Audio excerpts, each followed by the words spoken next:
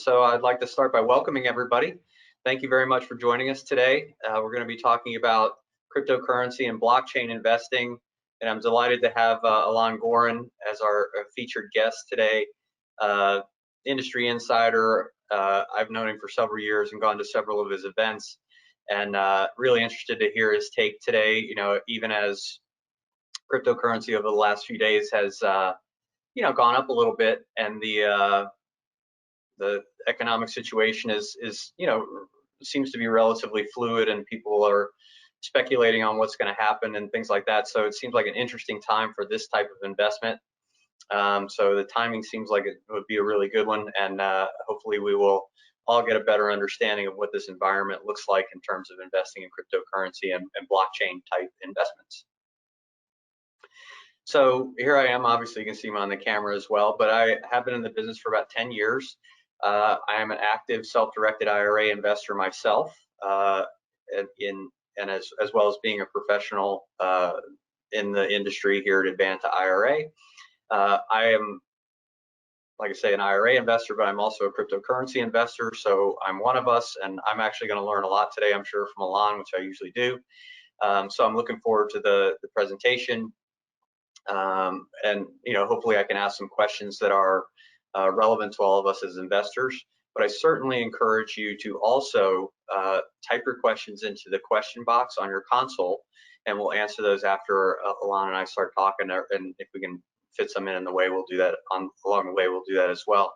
But please do feel free to contact me at any point after the presentation for more information about the way IRAs invest in cryptocurrency or other investments as well. My contact information is on the screen, and it will be on the screen after these few slides.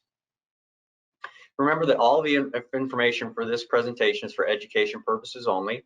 At Advanta IRA, we don't give tax, legal, or investment advice. We don't advocate any particular asset strategy, asset vendor, or course of investing. And we certainly encourage you to consult your financial team when you're considering any type of investment for your IRA. So if that's your CPA, your attorney, your parents, kids, whoever that is, the due diligence part of this equation in the self-directed IRA world sits with the account holder. And so please do take the time to do your due diligence on any investment that you might be considering. About Advanta IRA, our role is really to help you to accomplish the investment goals that you want to within your IRA. So what we're talking about in that score, of course, is matching the tax advantages of the account type along with the investment that you're making for the maximum return.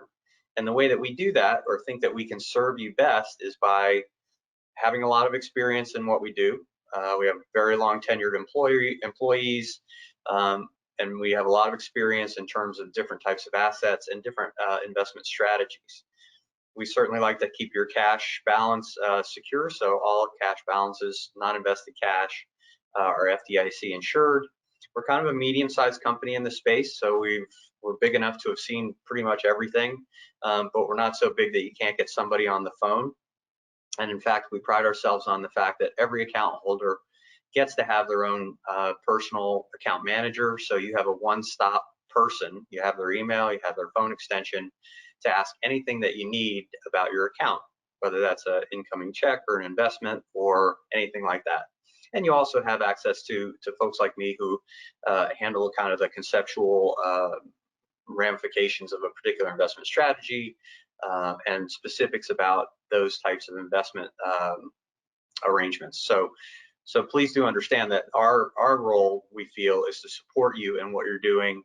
You obviously choose the investments, you negotiate the deals, and we're there to help you kind of use the account type as best as possible and also make the investments as efficient as we can. So we take a very personal approach to that role of ours.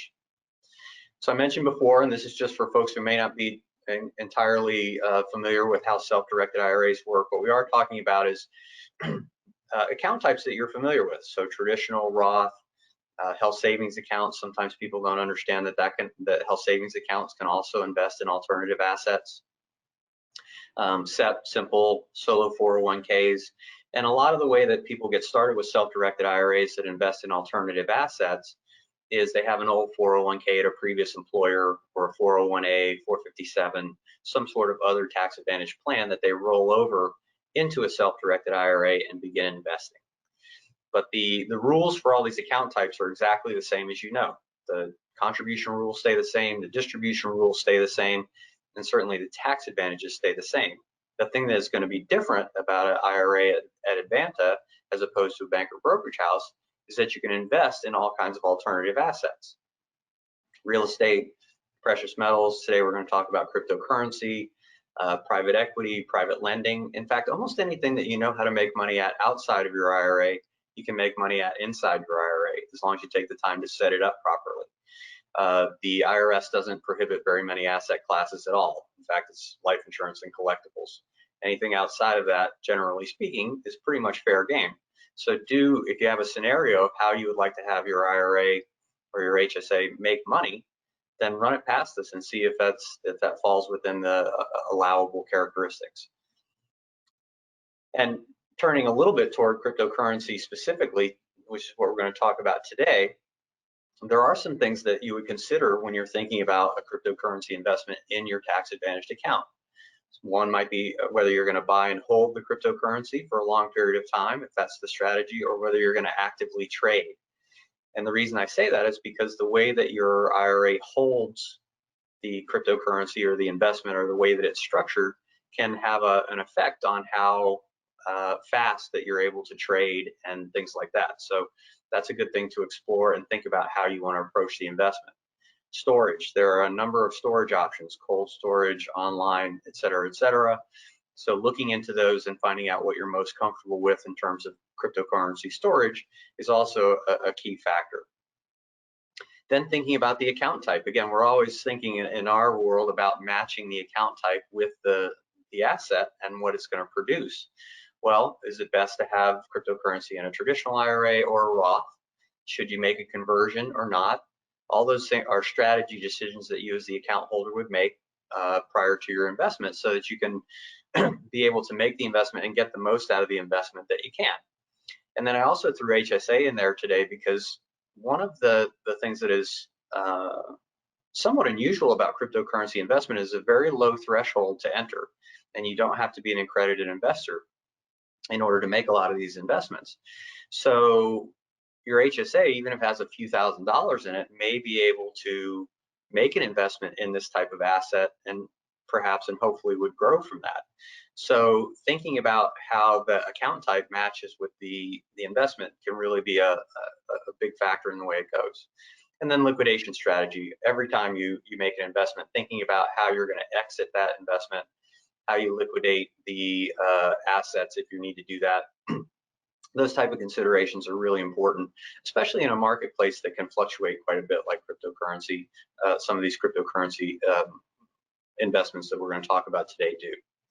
And I'll say this about the way that Advanta handles cryptocurrency investments is, generally speaking, we run that through our checkbook control model. So the IRA will purchase an LLC usually and be 100% owner of that, and then the LLC will establish its investment relationships, say with an exchange or something like that, in order to send the money to the exchange, invest in the cryptocurrencies that you would like to invest in, and also to be able to trade them and things like that. But all of that activity would occur essentially within the LLC structure, and so with the storage choice and things like that.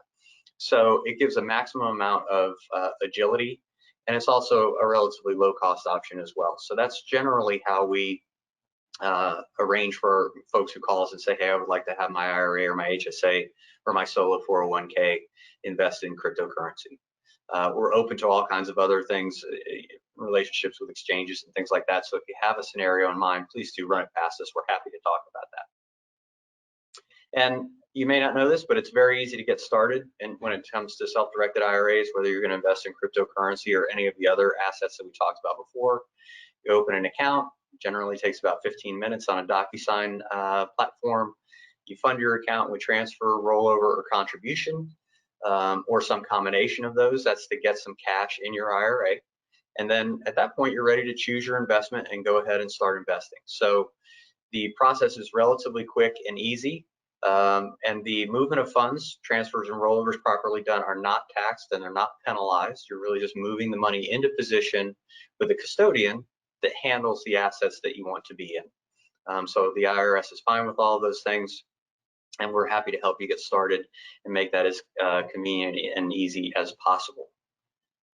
Okay, I think that's my last part about the general overview of IRAs and their ability to invest in cryptocurrency. So without further ado, I'm going to introduce Alon Goren, co-founder of Draper, Goren, and Holm. And Alon, are you there? I am here. You see me? Yes, there he is. All right. I think I just blanked myself out though. I'm going to turn myself back on. Here we There you go. are. Okay, great. Hey, it's good to see you, Alon. Thanks a lot for joining me today. I appreciate it. Thank you for having me. It's exciting to do this. Known each other for a very long time, and it's fun to see the evolution of everyone we've worked with over the years, sort of getting more and more towards this space. It's fun. Yeah, yeah. Well, and so I'll just say, Alon and I met probably primarily at the LA Blockchain Summit, which initially, if I remember correctly, was called the Crypto Invest Summit Yeah. several years ago. Yeah.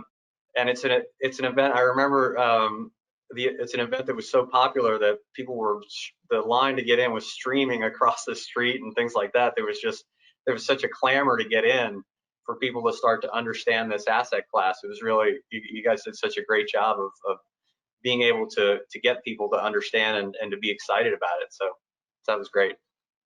Thanks. Yeah, it was a lot of fun. It was this, I think everyone heard about Bitcoin for the first time sometime around 2017 or January 2018 when it had that sort of epic run up, and we put on an educational event about it. And so, people went nuts trying to learn about it. And actually, I think now, just talking at a high level, is such a much better time, because at that moment there was just so much hype around it, but not as much substance. And now the whole industry is just so much more mature, and the people who stuck around are much more legitimate, because when there's fads and hype and things like that, a lot of folks rush in that just think, oh, this is how I'm going to make money fast and get rich quick. And now there's been a few of those cycles, and the wannabes have been flushed out for the most part, and so it's a much more legitimate industry and a much more exciting time, in my opinion, at least. But we'll dive into all sorts of things.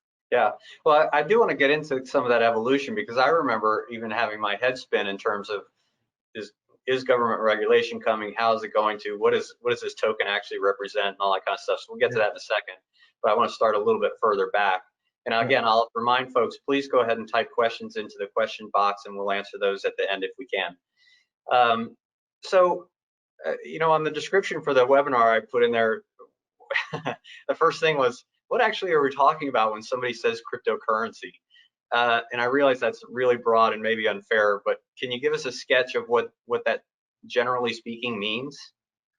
Yeah, I mean, so at a very high level, cryptocurrency is digital money, right? So and it gets very different when you go from Bitcoin to other things, but for the most part, the first step for everyone to learn about this space is Bitcoin.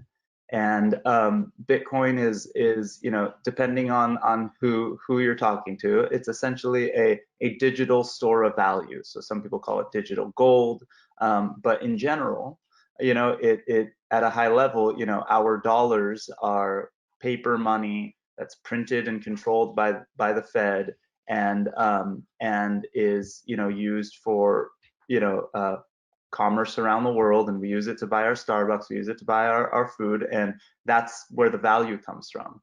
And Bitcoin is the first time there was sort of mass adoption or use of a digital version of that that's not controlled by any central authority. It's sort of a piece of technology that got thrown out into the wild and worked and continues to work, and people around the world are using it. And that's where the sort of inherent value comes from. And you see the real value of it. In the United States, using it to buy coffee, using it for things like that doesn't really make sense. It's a little slower than using, Visa.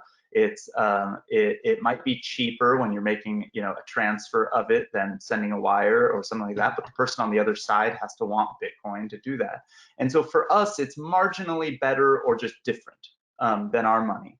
But for the rest of the world, in terms of using it for money, not a store of value, it's significantly better and more exciting. Think about just a few years ago, not even a few years ago, a few months ago, when there was uncertainty and some things going on in Iran.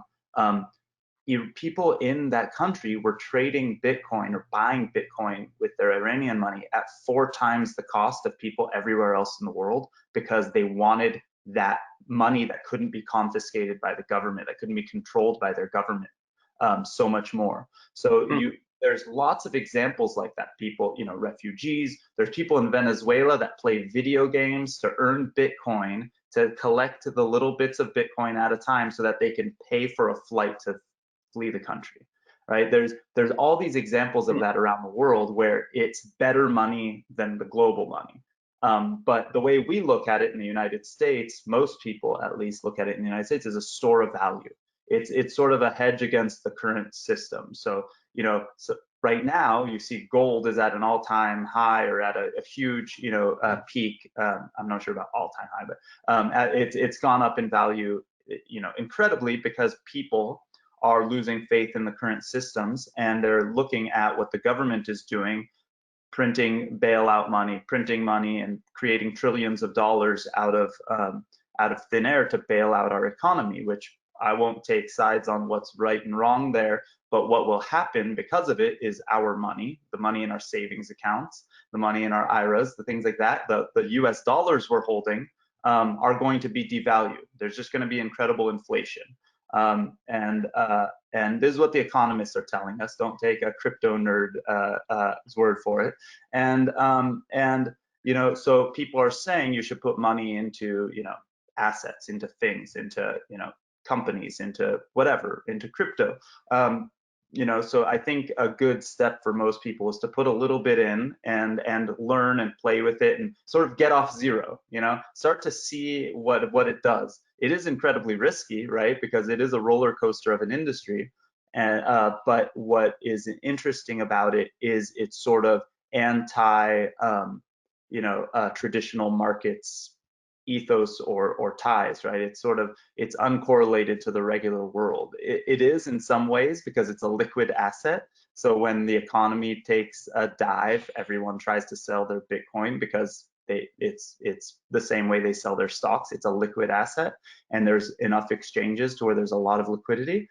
But it's uncorrelated in the way that no matter how much money the Fed prints, it doesn't affect the supply of Bitcoin.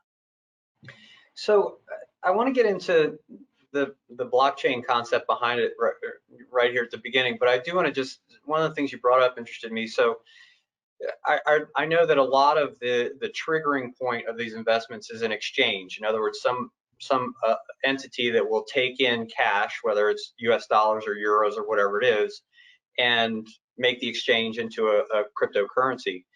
And so it sounds to me like the exchanges around the world might have quite a bit of difference in terms of what they're valuing a particular cryptocurrency on a given day. Is that accurate?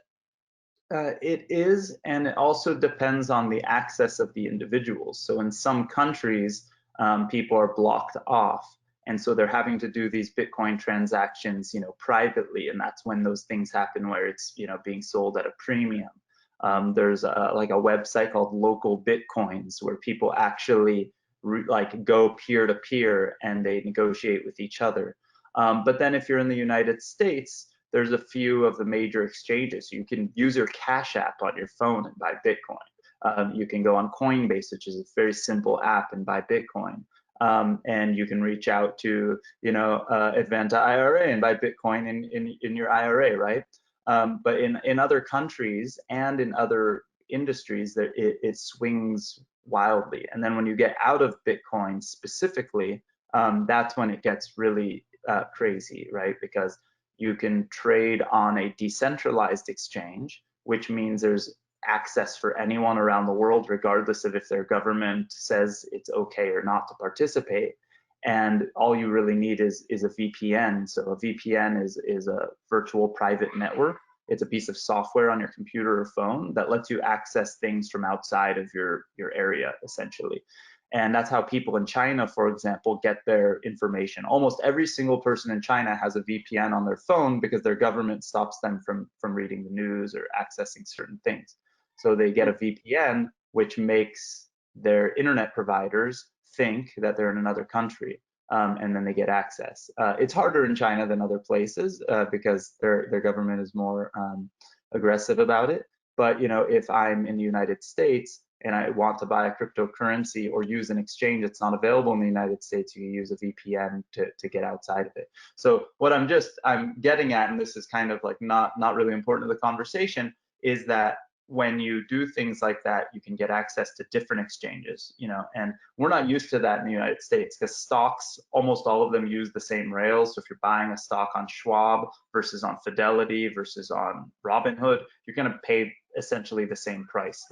The amount of difference is paper thin because it's a mature system, and most of those companies use the same technology rails to serve it. But with exchanges and different cryptocurrencies, every exchange will have its own liquidity. Every asset would have its own liquidity, and so it is important to know which ones are more legitimate. For today, I would say you use the most legitimate exchanges in the United States. Those are things like Coinbase, Gemini, Kraken, and a few others. And the big difference between them are fees and things like that. Compared to the traditional world, the fees are negligible. In the crypto world, people complain like, oh my gosh, Coinbase takes too many fees, but it's like, less than 1% fee on a trade and things like that. And so, I would stick with what you're most comfortable with, what is the most legitimate, what ones maybe are insured versus not insured, versus optimizing for fees, because optimizing for fees gets you down a black hole where you're using these products that are not easy to use. And even the techie nerds like us make mistakes, and those mistakes, when you're dealing with thousands of dollars, could be much more costly than a fee. So I would opt for user experience and doing something and using a legitimate exchange that's regulated. That's you'll have to pay taxes. It's not gonna you're not going to be trying to avoid taxes doing things like this, and you shouldn't, right? The way you deal with that is by talking to somebody like Clay who knows what they're talking about in that sense. There's a common misconception in crypto that it's sort of you can use it without paying taxes. You can avoid things. I did a thing in 2015, an educational event about Bitcoin. It was an hour-long conversation with a guy named Adam Draper. So he's the son of now my partner. Yep. He's an early Bitcoin guy. He was the first outside check into Coinbase, which is now a multi-billion-dollar company. So this guy got into crypto before any of us, and we all wish we were as fortunate as him or as smart as him in foresight, right? But we did a whole hour-long event, and then our local newspaper talked about how this guy from Silicon Valley came to educate us about startups, and there was one line that mentioned Bitcoin in the whole article, and it said he also mentioned Bitcoin, which is this digital currency used for illicit purposes on the internet. And the whole time he was talking about how it's changing the world, how it's creating a borderless, more fair world, and that's what the whole talk was about. But that's the only mention. Now that perception is changing, but I want to tell people that we've had at our conference, and I've talked to FBI agents, CIA agents, government officials. They 100% across the board would rather the criminals they're chasing use digital currencies than US dollars, because it's easier to track people using digital currencies. It was really fast and easy for them to find the people responsible for that Twitter hack the other day that was trying to get people to give them Bitcoin, because Bitcoin is traceable and trackable. And it's not exactly traceable and trackable in that, like, I can see the exact bank account and go, oh, I'm going to call Wells Fargo and say, oh, that's Clay's bank account. What it's easy to do is every single transaction is verified, every single transaction is traced and tracked, so that eventually when it comes offline, you can find that person, or you can trace what it's being used for. And law enforcement loves that, because it's much easier than if we met in a parking lot, I gave you some, a $20 bill, and then you went your separate ways. So this might be a good spot to kind of correlate blockchain technology and what that actually means and how that manifests itself with cryptocurrency. You want to take a swing at that? Yeah. So when Bitcoin was created, the idea behind it, of course, is what we're talking about now. Digital. They called it digital gold. It's a peer-to-peer, network for money, essentially. That was meant to be completely, unregulatable, and not because they didn't believe in regulation and things like that. They probably didn't, but the main reason was so that it wasn't tied to any central government, wasn't tied to any political money. And so they created this network, and part of creating this decentralized network meant that they had to have computers around the world that were controlling it. And those computers are called, are nodes, and now there's servers in different places and things like that. But there's millions upon millions of these nodes around the world, and their job to keep it secure is to calculate the transactions and verify the transactions that are occurring. And it's created this web of computers around the world to ensure that when I send $100 to Clay, it is in fact $100, and it can't be hacked and changed and modified. And once I send that $100 worth of Bitcoin to Clay, anybody on any of those nodes could verify that it happened, and nobody can change that after the fact. So there's no such thing as going into the accounting system and saying, you know what, I made a mistake. It wasn't $100, it was $87, or that never happened, right? So what that essentially did was it created a ledger, and people call it DLT, distributed ledger technology, or decentralized ledger technology, or whatever that is. But that's the blockchain, and essentially it's a network of computers that's holding the history and confirming the future of what's going on in the network, which means there's, again, no such thing as Wells Fargo has paid billions of dollars in fees over the last few years because of the different fraud that happened, them creating accounts on behalf of their users and things like that. That can't happen in a world like this without full transparency. So, if I go and look and see what's happened in my wallet, I can see exactly what's happened. I get alerts, on my Ethereum wallet. It's a little separate than Bitcoin, but if somebody sends me one token, I get alerts. If my wallet was used to confirm a transaction, I get alerts. So I know exactly what's happened, and it's impossible to change without, collusion across the world of millions and millions of people and networks, and that's just unreasonable and unfathomable, right? So that's one of its safety mechanisms, right? It's just that it's too broad to really go back and monkey with. Yes, exactly. And the reason why it's exciting is because it's called an immutable network.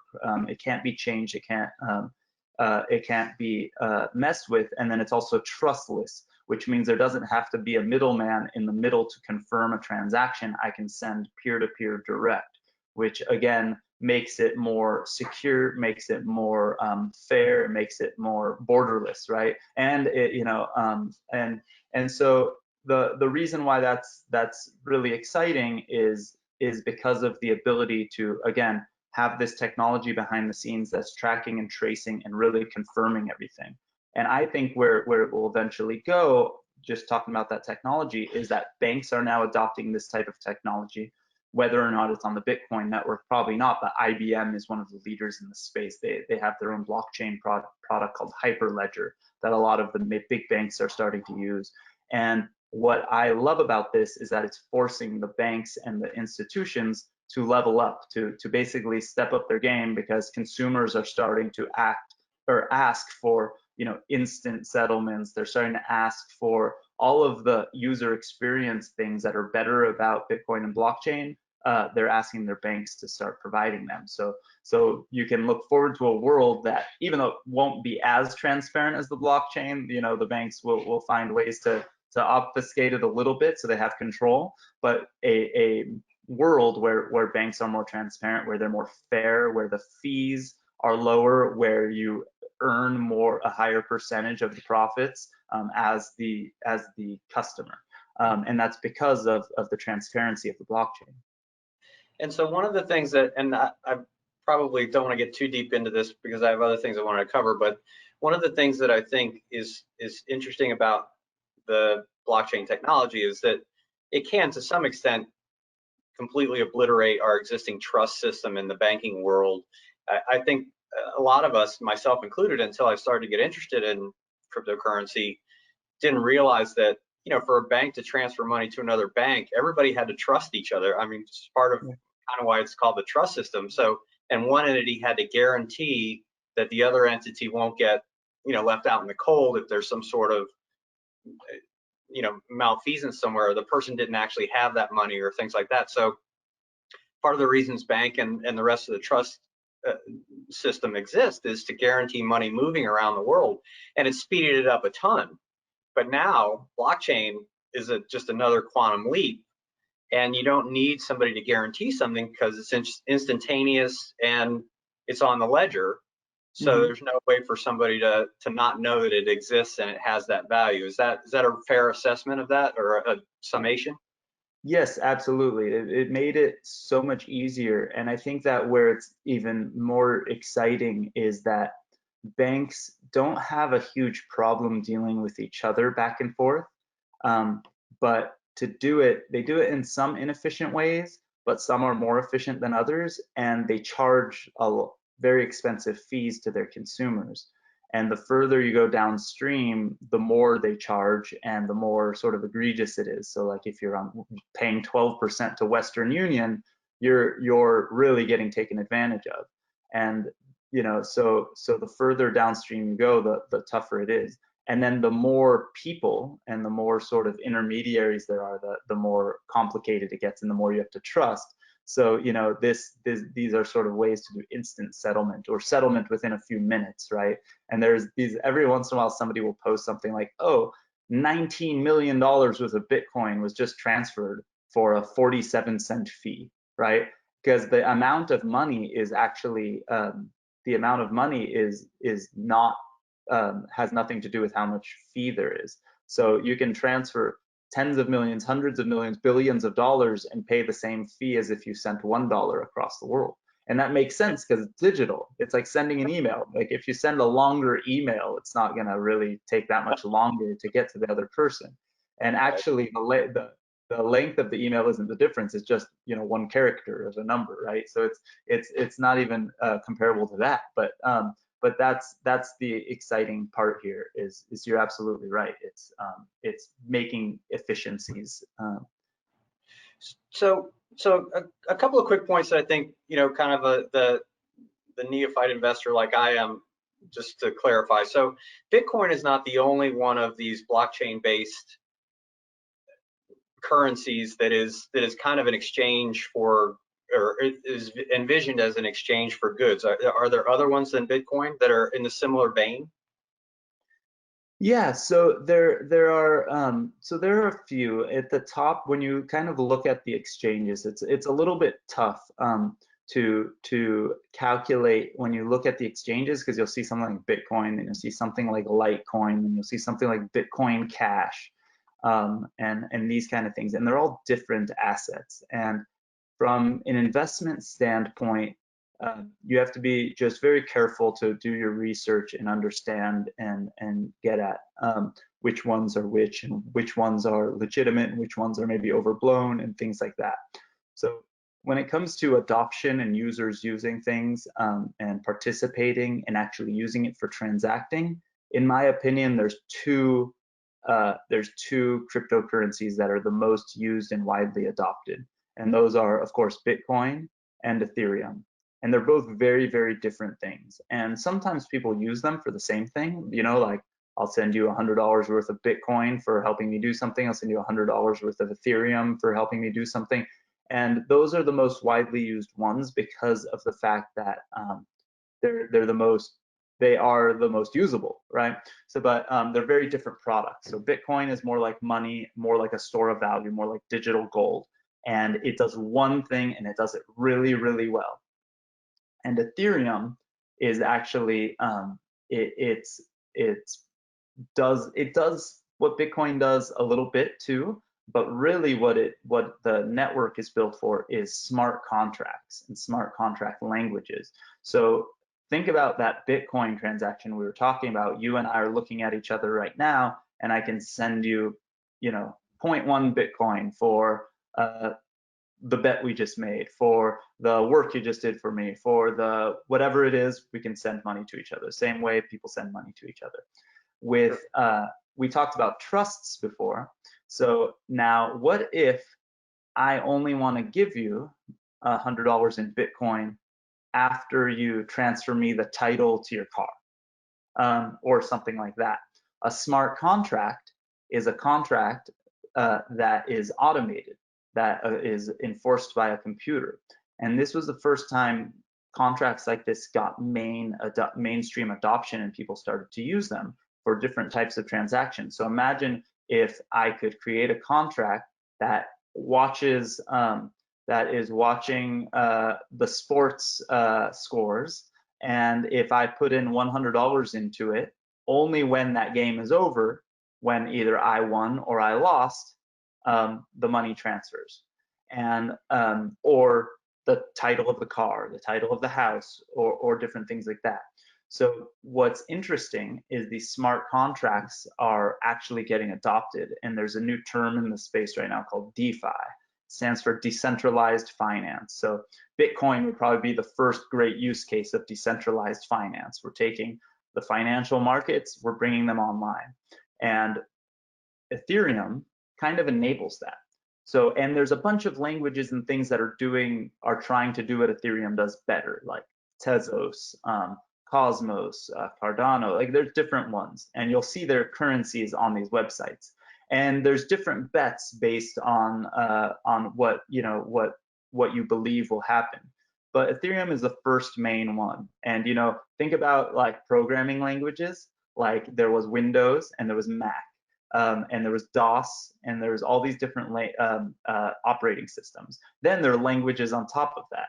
And like when we use the internet, when you use Facebook, you're using HTML, you're using CSS, you're using JavaScript, you're using a bunch of others. You don't know about that. It's just behind the scenes.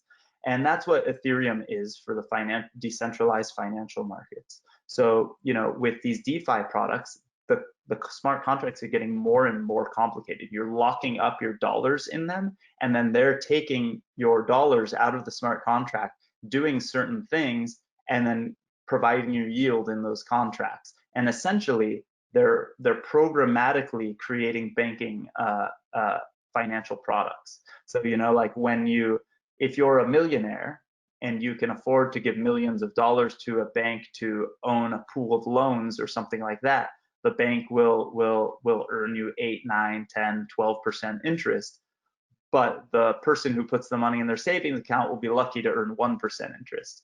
In the DeFi world, they're making it so they're basically cutting out the middlemen so much and cutting off the fat where the banks take their profits, and they're making it so that you can put in $1 into one of these contracts and earn that 6% interest.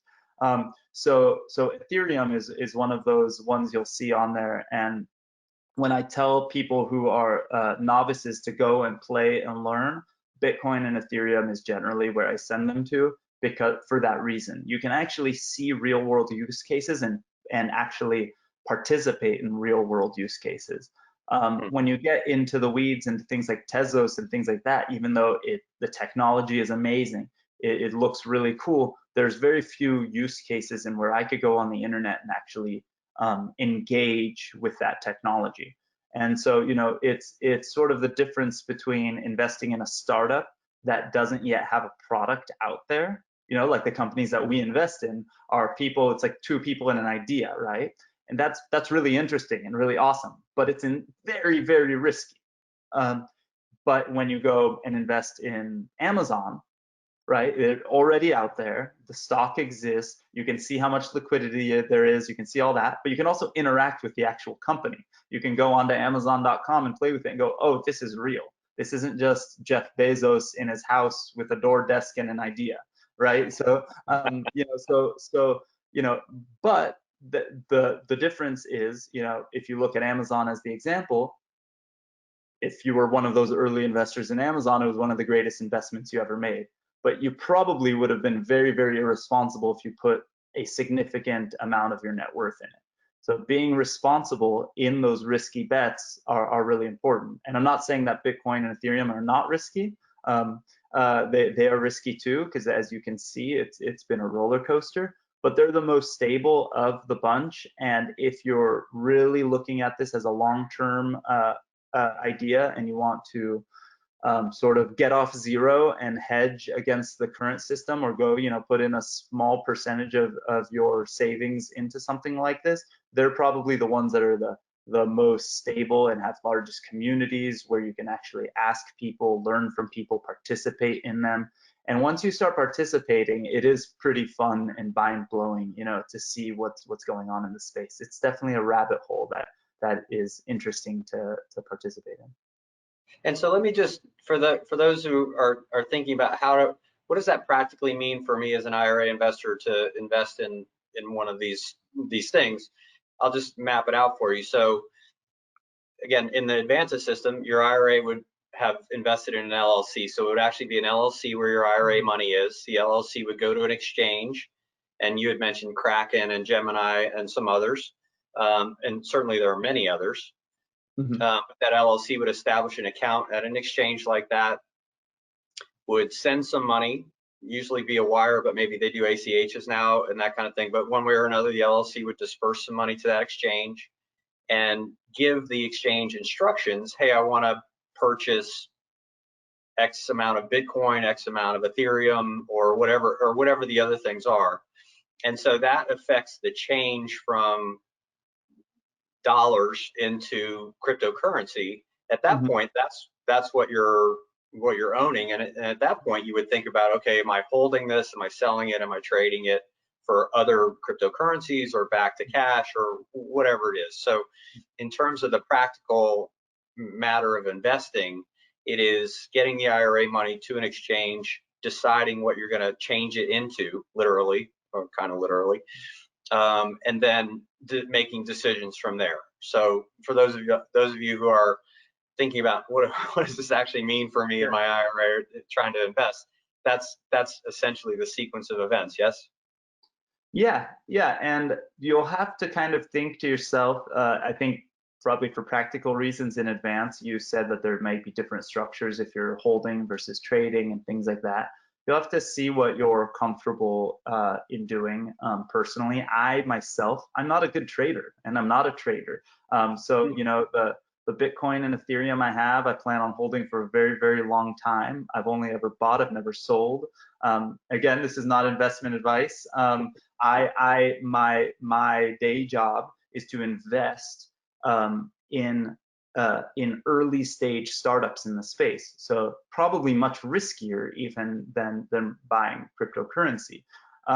But the reason I do that is because I feel like I personally can add a lot more value to a startup company, and I know that world better than I know other worlds. And there are people who are professional traders. So what you can do is you can follow some of these people online, see their advice and tips. If you in your career or as for fun, learned how to do the technical analysis stuff and trade and all that, then trading might be great for you. It's a market with a lot of volatility, and the more volatility there is, the more opportunity there is for traders to make a lot of money. But me personally, I know that when I see interesting things in the space, I'll buy a currency and I'll just hold it. And that's for me. And so you just think about how you want to do it. Learn a lot about the space. If you you know, if you're already a trader in the traditional sense of the stock market, you know, you might you'd be able to teach me a few things about what we should be doing right now here. But in general, you know, it's an exciting time, and you're there early. And when you start diving in and learning more and more, you'll learn, oh, you know, I should have an account with this exchange versus that one because there are more currencies available on that one. So there's more opportunities to trade. There's more trading pairs. Or you might say, you know, I really just want exposure to Bitcoin and, you know, Coinbase or Gemini because they ensure certain types of transactions, or they're regulated and I trust them, are the way to go for me. But, you know, in general, you know, I think that you also, there's these opportunities. So I don't make price predictions, but my partner Tim Draper likes to say that we're headed towards $250,000 Bitcoin, which is, you know, what is that, like 20 times what it's at today? And so, you know, if he's right, we're all really, really happy people. And having a 1, 2, 3% of your net worth in Bitcoin could make up for if there is another market crash because of all of this printing of money, or just the devalue of the US dollar, or it would be the greatest investment in your portfolio, right? That it could outperform Amazon, right? So that would be great. You know, I think we'd all be kicking ourselves in the butt if that does happen and we didn't do it through a tax advantaged situation like Clay is telling us about. So, but you know, I think it's where I'm getting at. I think I keep dancing around the fact that it's really risky. There's incredible opportunities, even in the more stable ones. And we should all probably have some exposure to it, but we should all be careful and exercise caution. Don't go crazy, like, you know, I don't know if anyone actually did this, but on Twitter and things like that during the 2017 craziness, people were talking about mortgaging their houses and things like that. Please don't do that. That's not responsible. What we kind of like to bring to this industry, especially because it's been such a young and growing industry, and like I mentioned, there's been waves of hype and things like that, is a professionalism to it. And you know, you can look at the folks like Tim Draper, our partner, or you could look at you know, the Advanta IRAs of the world, who are bringing professionalism and legitimacy to the space, and you know, the Grayscale trusts and the things like that are these huge financial institutions who are participating and doing it right, versus the craziness that you might see online, or the hype that you might see in some of these articles. And look at what they're doing. We try to do the same. And although we invest in early stage companies in the space, we don't trade and flip currencies or do anything like that. We don't try to invest in a company, take them public, you know, I'm using air quotes, you know, for a token, and flipping them. We look at where there's real value, right? You know, and it's important. So I meant to ask, I wanted to ask you about that. So investing in a cryptocurrency is to some extent investing in a thing that is on a different level than what Draper, Goren, and Holm are doing, in terms of you're actually bringing expertise to startup companies and investing in them on a level where they're a little bit lower than having a product yet sometimes, and things like that. Is that accurate? I mean, because I do think it sounds like there are opportunities for blockchain investing that is not necessarily even tied to cryptocurrency. Is that accurate or no? Yes, there is. So one, you know, when there's people who say, you know, blockchain, not Bitcoin, I think that's a little bit silly, because, you know, the blockchain only exists in the way it does now because of Bitcoin. But where that is actually a good saying is that, you know, we invest in early stage companies, and we invest, you know, we helped create a company called Onera, which is basically a digital securities company, is what we're calling it, for the institutional world. And as banks like, you know, Morgan Stanley or Citi or Goldman Sachs and groups like that are getting into the space, they're looking at digital securities. People used to call it more security tokens, but the whole thing is that, you know, 10 years ago, when we would e-sign a document on DocuSign, some companies wouldn't take that because they would go, like, oh, I don't know if I trust that versus a real signature on a piece of paper. And so 10 years ago, that was considered maybe a digital security. It's a PDF that was signed. I never printed anything, and I made an investment or had somebody make an investment in my company. Now, when they talk digital securities, they're truly talking digital securities in the blockchain sense, where the cap table is on the blockchain, where every aspect of it is digitized to make it easier to transfer, to make it easier to invest in, to make it easier for everyone and more efficient, which means, when Goldman Sachs takes a company public, there are more efficiencies and they could digitize those securities. It doesn't mean that it's a cryptocurrency. It doesn't mean that there's any crypto at all related to the situation. It just means that, oh, that blockchain we mentioned before that keeps everything transparent and honest, we're using that to streamline the process. We're using things like smart contracts to enable certain mechanisms to make it so that there aren't errors, there are more efficiencies and things like that. So, in this world where we're hopping into driverless cars soon, it makes perfect sense that a person doesn't have to print 100 pages of some PPM to make an investment, right? They can do it digitally, and everything can live in this digital world. So we, Draper, Goren, Holm, as investors, we invest in companies that enable that or that participate in this space. And it might be a company like that provides that infrastructure. It might be a sports betting exchange we talked about before we got on the line. That can trigger peer-to-peer bets in a legal fashion, depending on your jurisdiction and things like that. And it could be analytics for the cryptocurrency space. We have one company called Lunarcrush, where if you start paying attention to this world, you'll start realizing, what does social sentiment do in moving the prices, and what's real versus fake. Like I could look at Bitcoin on Lunarcrush, one of our portfolio companies, and see exactly how many unique individuals have talked about Bitcoin on social media today. And then I can look at that and say, is it a positive or is it a negative?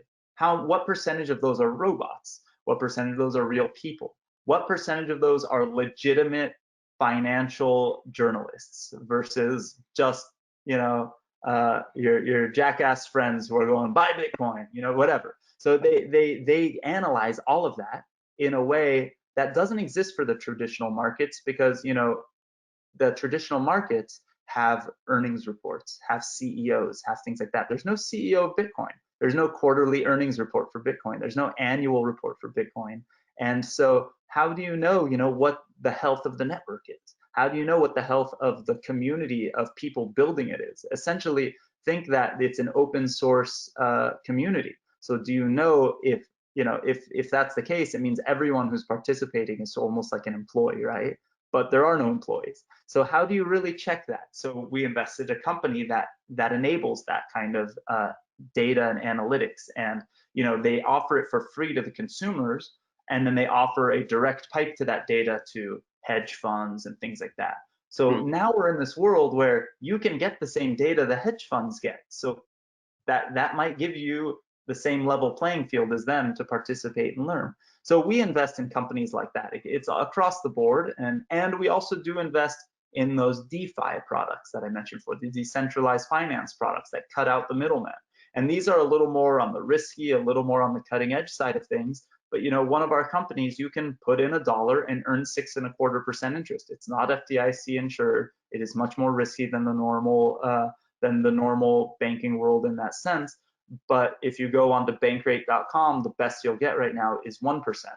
And so how is a company enabling the ability in a way that's super transparent? You can actually see the pool of loans. You can see each individual car lien on the network to see what's going on. So all of a sudden, it's a bank that basically took 90% of their profits and are giving it to the person instead of the other way around.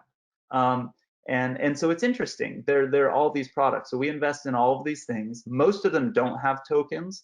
Some of them do. But again, for us, we're not focused on the early stage liquidity. We're focused on long-term viability of startups. So early stage startup investing, but in the blockchain space. So let me ask you this, and this is one of the things that I learned very fast from going to the LA Blockchain Summit.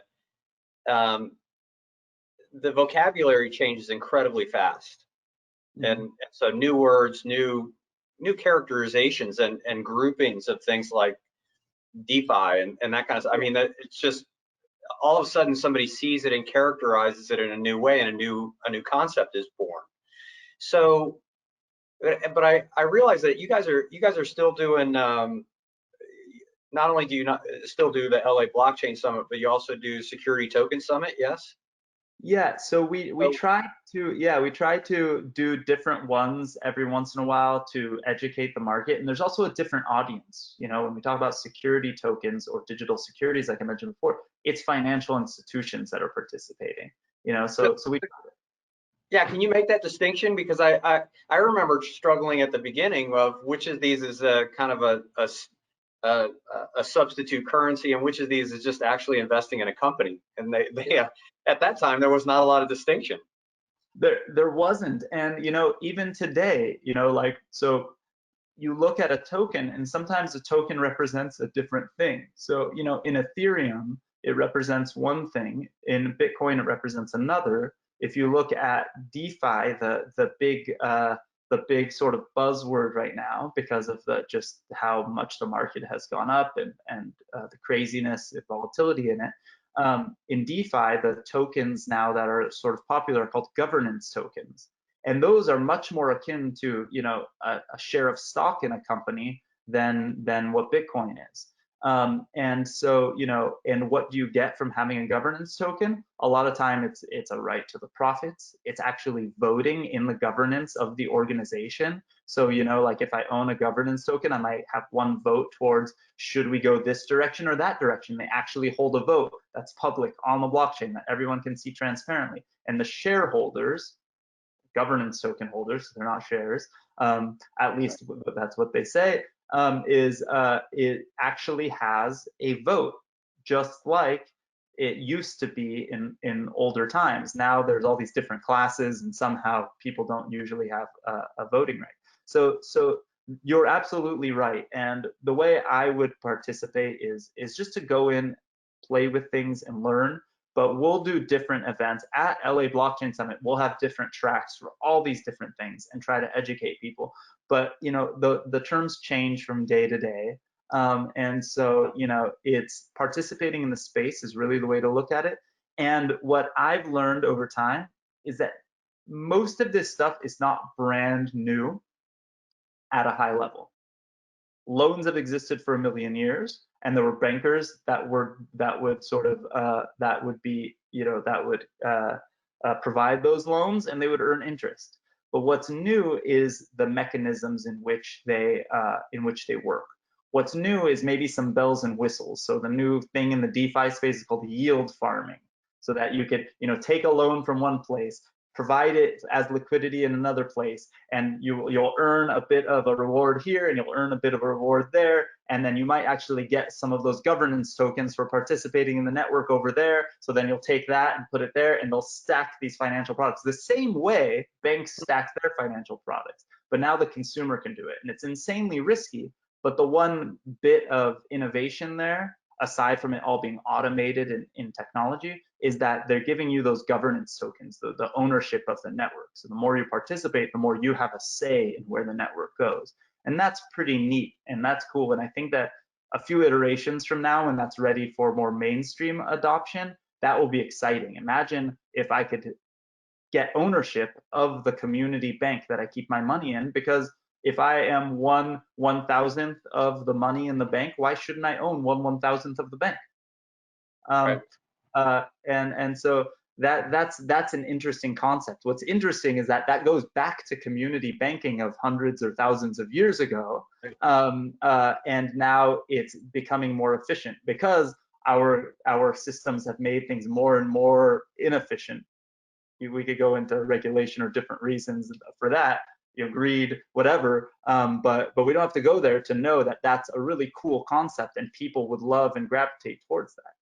So you know, it's exciting. It's exciting times, and I think we're diving a little off, but I think that my favorite thing, in all of this is that I think everyone should learn and participate in their own way. And what's going on here through your IRA and things like that are definitely worth looking into and learning about, especially because this is a long-term. For me, this is very long-term. I don't believe that this is going to be looked at as a separate market 10 years from now. It's just going to be a part of the traditional markets. And there's dinosaurs. The dinosaurs will die, and then there are some that will adapt and will evolve and use this type of technology and acquire some of these companies, or enable some of these companies, or participate. And where what I think is that we're all going to want some exposure to it in the long term. We're in the early days still even, and so you want to be careful and focus on the more the Bitcoins of the world. But it's an exciting time. Well, I'm going to try to. I really appreciate your time, and I don't want to take up too much of it because I know that you and I could talk for a couple hours. But there was one question that I'm just going to say from the audience, and they were just talking about the downside, and it actually triggered one of my questions, which was that at the beginning of investing, I shouldn't say the beginning, the second iteration, my beginning of it, there was still this perception that the risk was just uncontrollable. Like you could lose it all just because somebody could steal your wallet, or this and that it almost didn't exist. I mean, you almost couldn't. There was almost no way to get cryptocurrency in, make some money if you did, or lose some money and then get money back out. I mean, it was considered that much smoke and mirrors. And so I guess the question on from the audience is basically, is there some bottom thing that means that Bitcoin or Ethereum or any number of these other guys couldn't just go to zero? I mean, is that a possibility that they could just die out, be zero? In my opinion, it's much more likely that you make a mistake or lose your keys and lose your Bitcoin than its ability to go to zero. The way I look at it is that when this market was a much smaller market, there was one of the largest hacks that ever happened. And Bitcoin recovered from it very, very quickly in a way that no other thing has ever done, probably in the history of the world. And then there's been situations, and these are the early days, where these things have happened many times.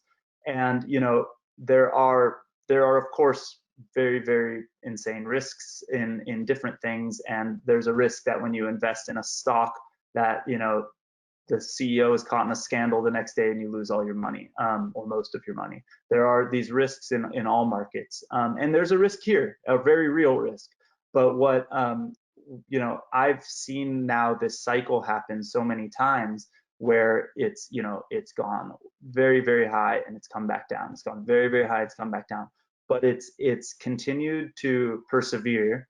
And I think there are some accounts on there, on Twitter and online. You'll find articles that say, the count of how many times Bloomberg or some legitimate news source said Bitcoin is dead.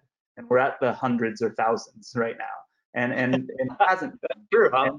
And, so it's that's a bit silly, right? But at the end of the day, I'm seeing more and more people do this. And again, you don't do this with all of your net worth. You do this with a small amount.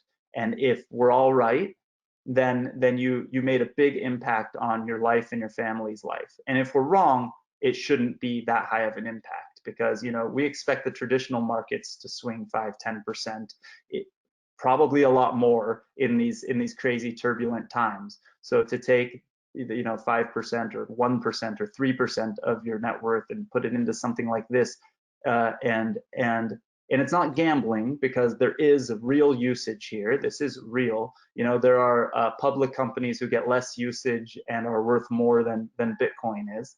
And so I think it's worth exploring and understanding. I will never say it's impossible for it to go to zero, because it can, just like anything else.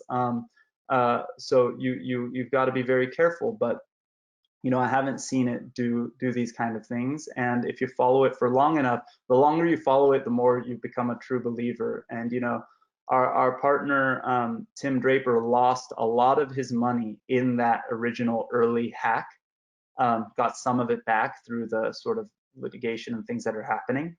But because of the recovery after that, he realized how resilient it was, and he went all in.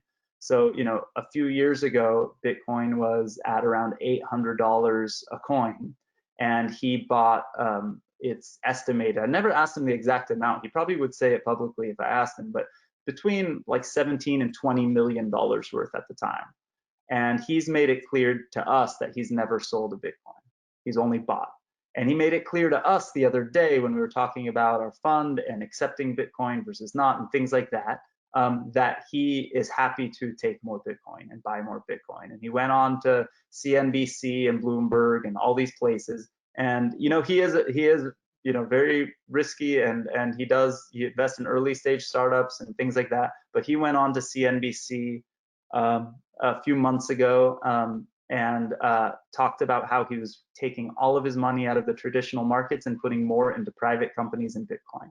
And so, this is a billionaire talking, and somebody who's been right about a lot of things, like Skype and Baidu and SpaceX and Tesla and companies like that over the years. So I would take a lot of what we say with a grain of salt too, but I think it's definitely worth exploring and understanding. And again, I'll never say that it can't go to zero. It can go to zero, just like anything else. And be careful and do a lot of research and go through legitimate intermediaries when you're participating in the space.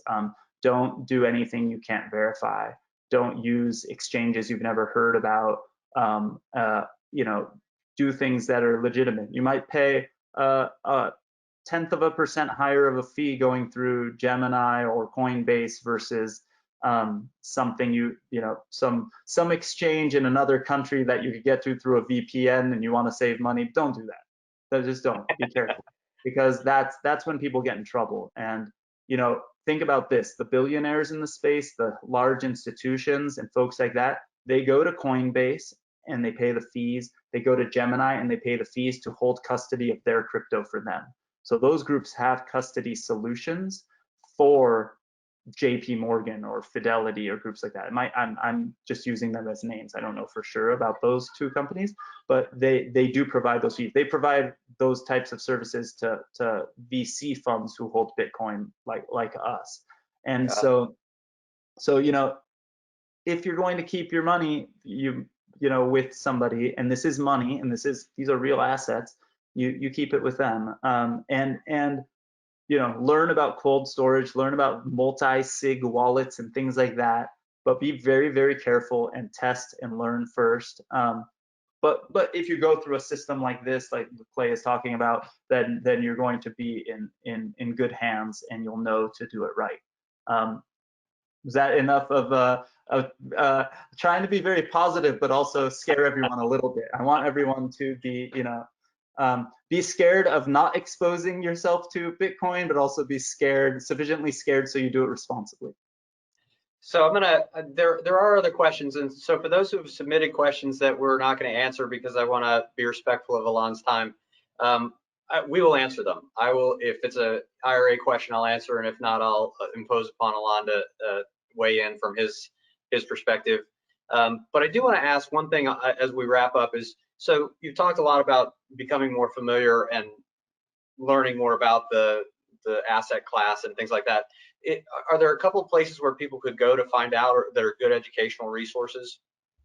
Yeah, I think the best place to start, to be totally honest, is to, if you're really uncomfortable with it at the beginning, you're not there yet, but you want to learn, get Coinbase or Cash App or one of those very simple apps and buy $20 worth of Bitcoin, buy $50 worth, whatever small amount, whatever is 3 Starbucks runs for you, some very, very small amount that you're willing to lose, and play with it and learn about it and watch it go from $20 to $30 to $25 to $5 to $100, whatever it happens. But start looking and reading articles about why the media, or that particular journalist thinks it moved, and things like that. And you'll start to really learn and understand it. And within probably 2 weeks, you'll be in the top 1 to 5% of your friends and family that knows about crypto. And I tell young people, all the time that, a few years from now, you'll be first in line to get a job because you'll be the most familiar with this new economy. But for the rest of us, this is something, for our retirement, for our savings accounts, and for our own personal, investing that we should just know about. And that's the best space. But then once you do that, you can then go, well, I'm going to go look at Lunarcrush to see what the more detailed social sentiment is right now. And why does every time it spikes in social sentiment, does 2 hours later the price spike up? Even if it's negative sentiment, even if it's a senator saying a bad thing about Bitcoin. Why? And you'll start learning and digging in, like, some things are counterintuitive. And that's the best way to really, really fully learn. But there's also really, really great books out there. There are great websites and resources if you want to learn about that decentralized finance space. There's a guy that I just recently became friends with. I don't even know his real name on Twitter. He goes by DeFi Dad, and he runs a conference that talks about this stuff. But he posts very simple 10-minute tutorials on Twitter of going, how to earn 5% using this thing. But without that, he's created these very simple 10-minute tutorials, like what the heck is decentralized finance, and we'll walk you through it. And we're living in a world where and by the way, there are blockchain accredited courses at universities now, things like that. UCLA has one, UCSB has one,